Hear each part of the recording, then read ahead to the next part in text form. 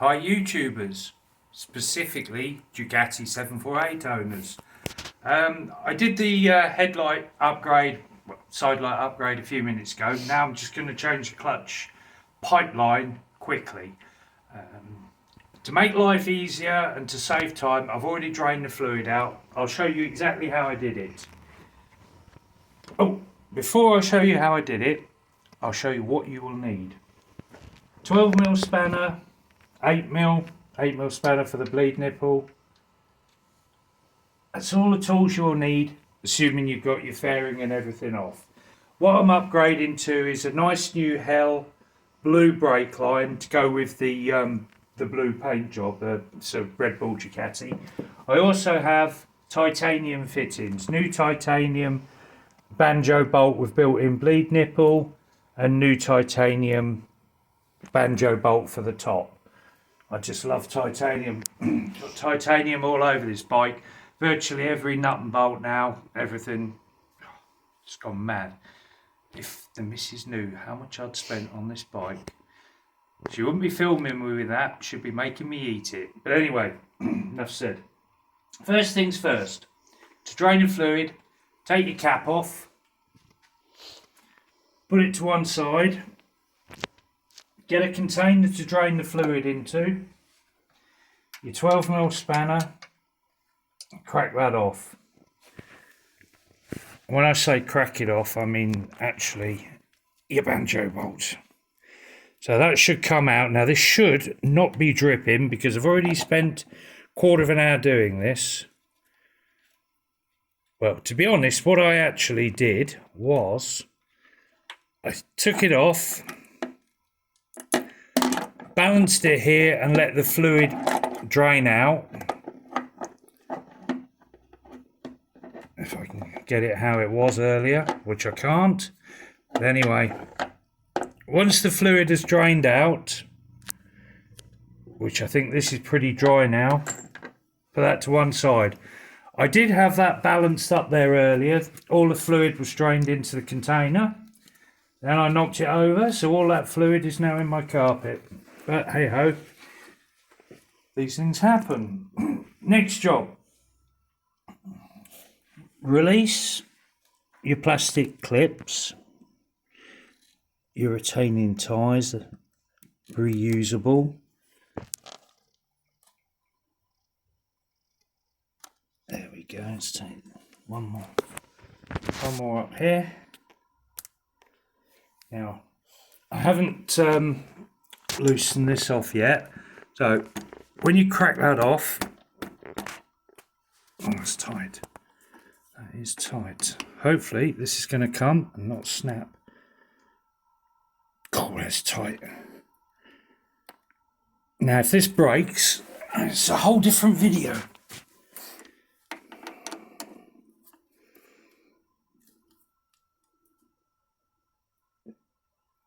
That's rounding off.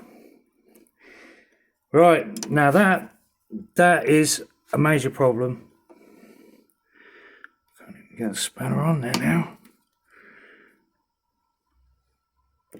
God, Struth, how many years has that been on there?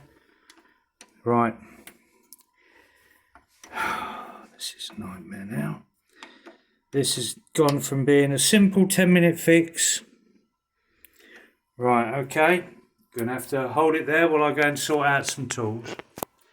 Okay. Ta-da! 12mm hex, little breaker bar, and a little toffee hammer. Fingers crossed. Put the right end on. Okay, didn't need hammering on.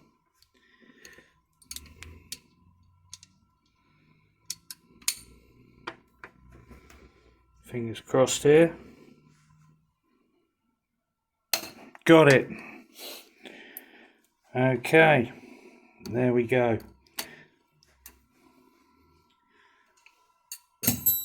The joys of having tools for every job.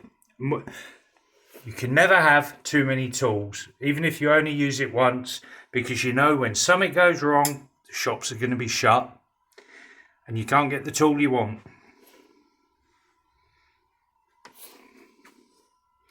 Anyway, cloth, just in case. The brake fluid's nasty stuff.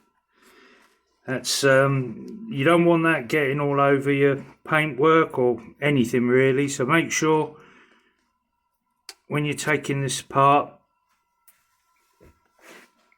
you get no brake fluid anywhere where it shouldn't be. So now that should feed through.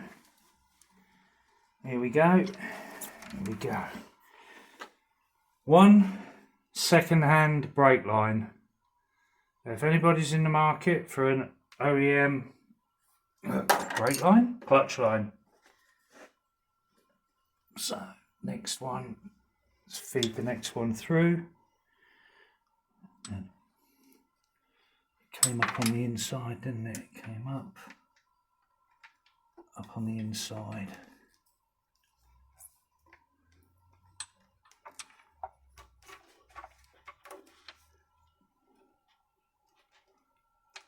And it was underneath, up there, and feed up.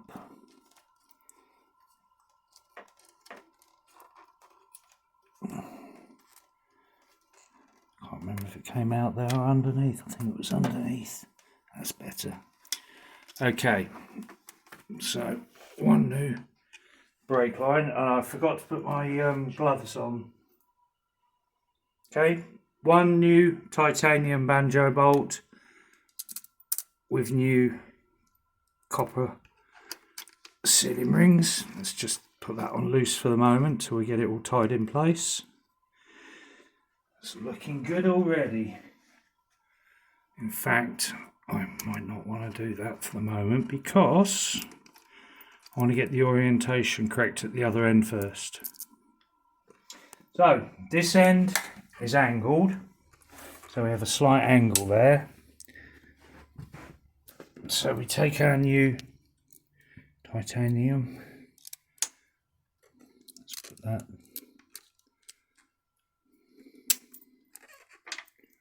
there we go. I heard it turning at the top there, so we got it right. That looks so much nicer. Okay, that's that end. Let's just nip that up for the moment. There we go. If I just come by and retie this in place. This is where you need the hands of a very small person. If you have a friendly dwarf neighbour, or even if you have children, get them to do these fiddly bits.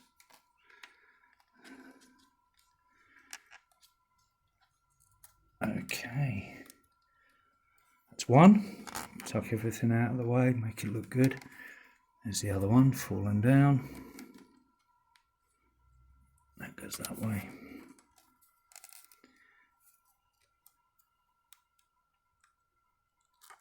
Two, should be one more here somewhere. Where's that gone? There it is.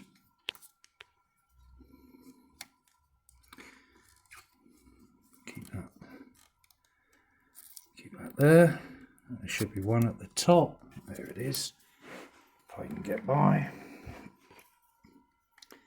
That round.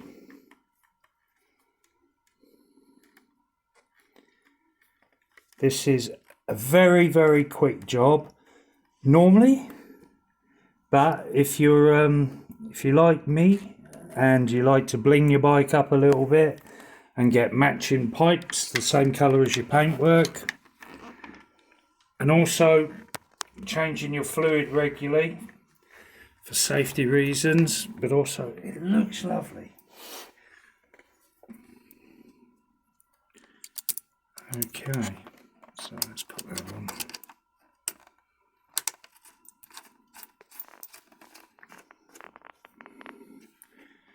Slide that down a bit. Got a bit of. There we go. Let's nip up, make sure that's nipped up. Back to the top.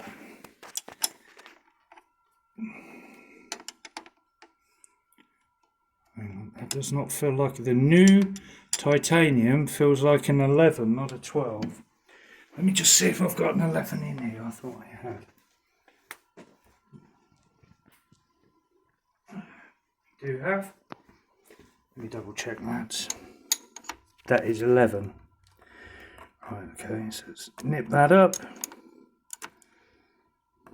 we go. What I'm replacing the fluid with is DOT 5.1 AP.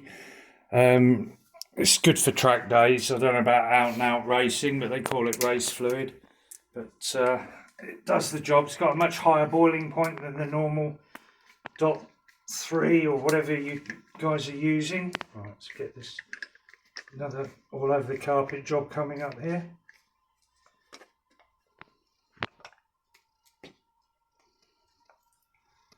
Doesn't go all over the carpet, it'll be all over me. One awkward one. Would get an awkward one. There we go. Remember, this stuff is really nasty and you don't want to be getting too much of it over your skin. This is where your cloth is definitely going to be needed. Surround your cylinder.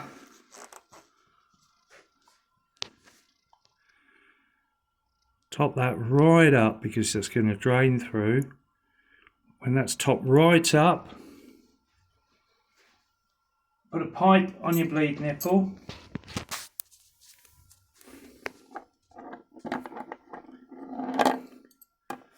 And crack one off, if you know what I mean. Now, when I undo that, it should start to bleed through. Let's have a look at the level. Excuse me. Let me just.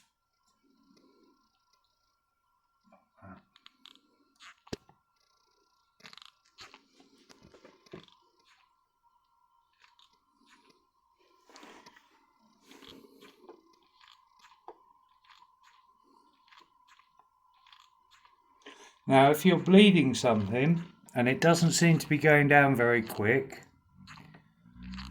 when you squeeze the lever in, nip your bleed nipple up.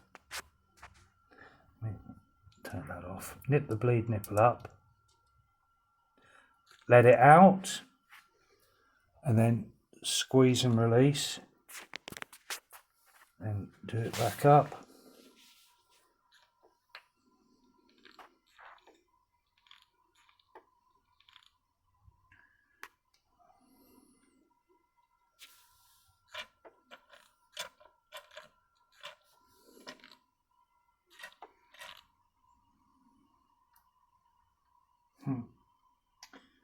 We have an awkward one.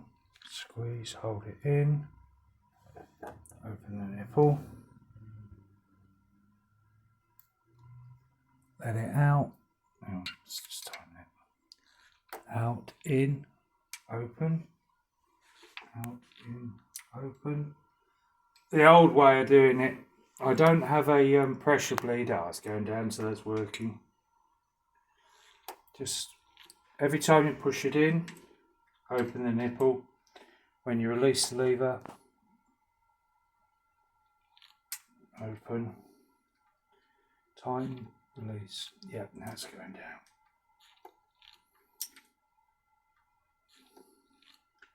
Now we're getting there. You can see now the fluid level is dropping, and I'm about to put brake fluid all over the carpet.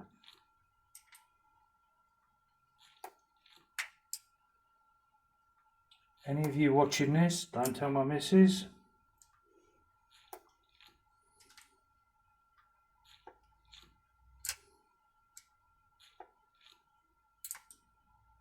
You can buy pressure bleeders that force the fluid straight through. A lot of people like using those. They're dead quick and dead easy. I actually don't own one because I don't mind doing it this way. It takes, now here we have fluid coming.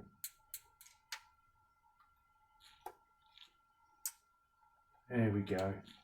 You can see the air bubbles in the pipe.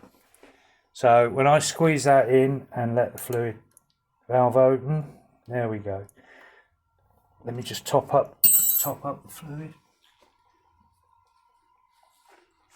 Being very careful not to spill. I'm not too worried about the carpet, it's already on there. I'll put the can out of the way before I knock that over.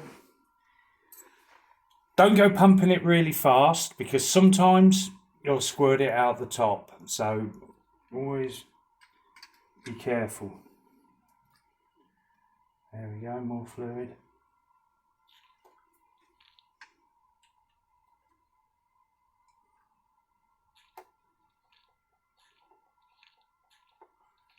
Right, let's try another one. You can see the air bubbles coming out. There's fluid. So if I take that I don't know, you didn't see that time, but oh, I've got a clutch there now. If I let this go, out it goes. Hang on, there it goes. Now watch that fluid go down when I release the lever. There you go. So again, I've got a clutch, but not much. There we go, there was a nice bubble came out, and again, there's a clutch. A few more bubbles coming, and again, one more. That's coming out good and popping out. Let me just top up. This is actually taking longer than I expected. I thought this would be a nice simple job. Clean fluid, new lines. It's got to be an improvement. So, there's the clutch. Clutch is actually working, I can feel it working, but let me just check if there's any air in there and top it up. Yeah, I can feel the clutch working. One more time, maybe two. The little bubble came out then. The free play on the lever, I've got, it's about 10-15 mil, so let's give it another. Couldn't see any air come out that time.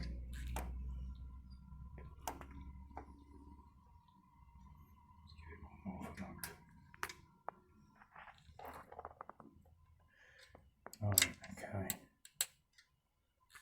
There we have it. Now that should be a clutch. Let's feel. You can hear the clutch actuating there. So that is good to go. So we replace your rubber seal.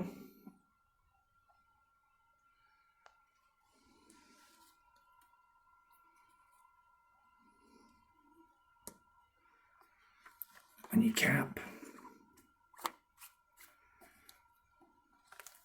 Make sure there is no residue fluid anywhere.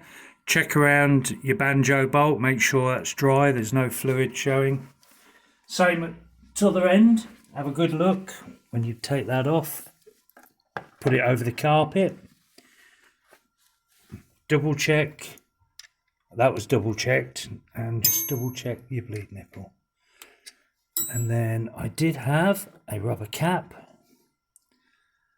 And voila, that's the limit of my French. So, ladies and gentlemen, a dead simple job, which turned into a pain in the neck job. But there we have it, a nice new brake line, clutch line to go with my nice new brake line. Still waiting for a caliper there. I've just put a new caliper on at the back, all new cush drive, new discs. So these have all been stripped down and highly polished. I've sanded all the casting marks away, linished it all up. This is all titanium. This has all been linished and polished, same as everything. I've got to do the side stand. So custom made race exhaust system. So next little job is to fit the carbon fibre airbox. I've got to take all the clips off my original airbox, which is over there. Once the clips are all done, I can fit all my intake back on. So work in progress, another couple of weeks work and I'll be back on the road. Thank you very much for watching, and don't forget to like and subscribe to watch my car videos and my martial arts and self-defense videos, which are coming up over the next month or two. Thank you very much.